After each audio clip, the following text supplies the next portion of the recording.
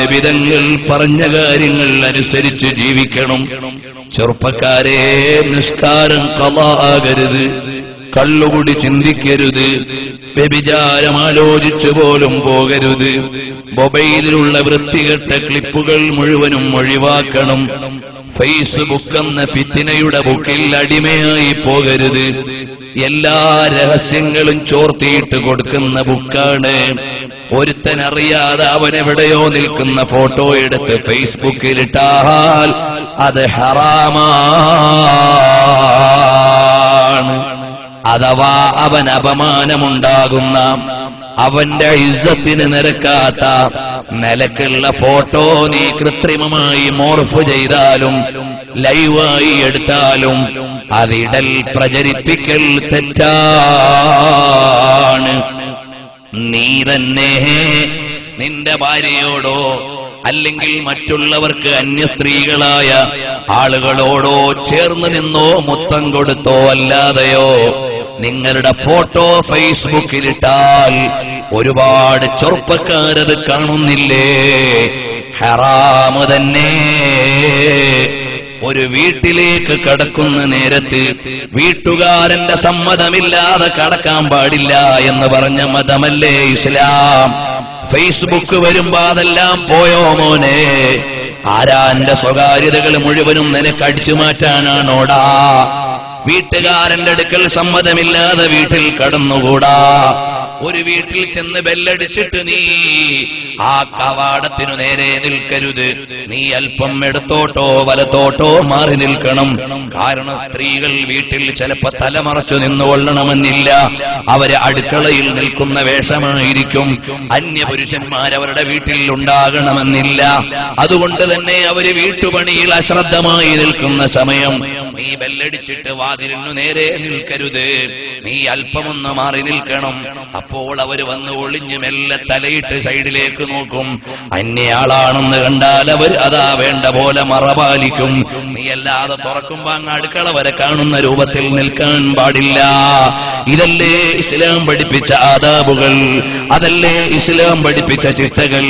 അയൽവാസിയുടെ വീട്ടിലാണെങ്കിലും നീ നേരെ കയറി അങ്ങ് ചെല്ലരുത്. ബെല്ലടിച്ച് സമ്മതം വാങ്ങണം. സലാം പറയേണ്ടവരോട് സലാം പറയണം.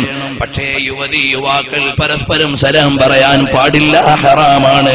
പറഞ്ഞാൽ മടക്കേണ്ടതില്ല, പറയാൻ പാടില്ല. ഇന്ന് സലാമോടെ സലാമിന്റെ കളി തന്നെ.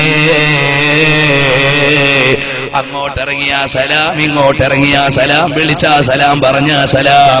യുവതികളെ, യുവാക്കളെ, പരസ്പരം സലാമില്ല.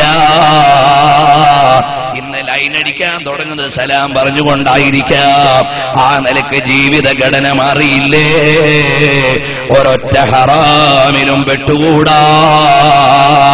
ഫേസ്ബുക്ക് ആയതുകൊണ്ട് ഹലാലെല്ലാം ഹറാമെല്ലാം ഹലാലാവൂല. വിലക്കിയതെല്ലാം ചെയ്യാമെന്ന് പറ്റൂല. അതുകൊണ്ട് നീ ഹബീബ് സല്ലല്ലാഹു അലൈഹി വസല്ലം തങ്ങളുടെ മതം പാലിക്കണം. അന്യ സ്ത്രീകളുടെ ജനാസ കാണാൻ പുരുഷന്മാര് പോകാൻ പാടില്ല. ജീവിതകാലത്ത് അന്യപെണ്ണിനെ കാണാൻ പറ്റാത്തതുപോലെ മരിച്ചു കഴിഞ്ഞാലും അന്യപെണ്ണിന്റെ ജനാസ കണ്ടുകൂടാ.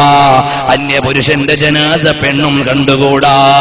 ഇത് ഇസ്ലാമിന്റെ നിയമമാണ്. പാലിക്കാൻ ഞാനും നിങ്ങളും ബാധ്യസ്ഥരാണ്. റസൂലുള്ളാഹിന്റെ മതമാണ്. അതിൽ നിന്ന് മാറാൻ പറ്റൂല.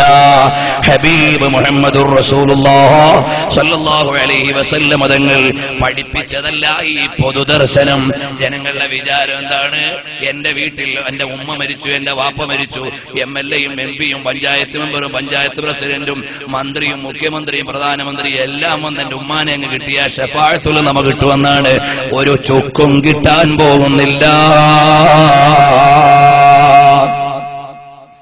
അതുകൊണ്ട് മാന്യമായി നാം സൂക്ഷിക്കണം. നബി സല്ലല്ലാഹു അലൈഹി വആലിഹി വഅസ്ഹാബിഹി വസല്ലം തങ്ങൾ ലോകത്തിന്റെ മുഴുവനും നേതാവും നീതിന്യായങ്ങൾ മുഴുവനും കൃത്യമായി പഠിപ്പിച്ചു തന്ന ജേതാവുമാണ്.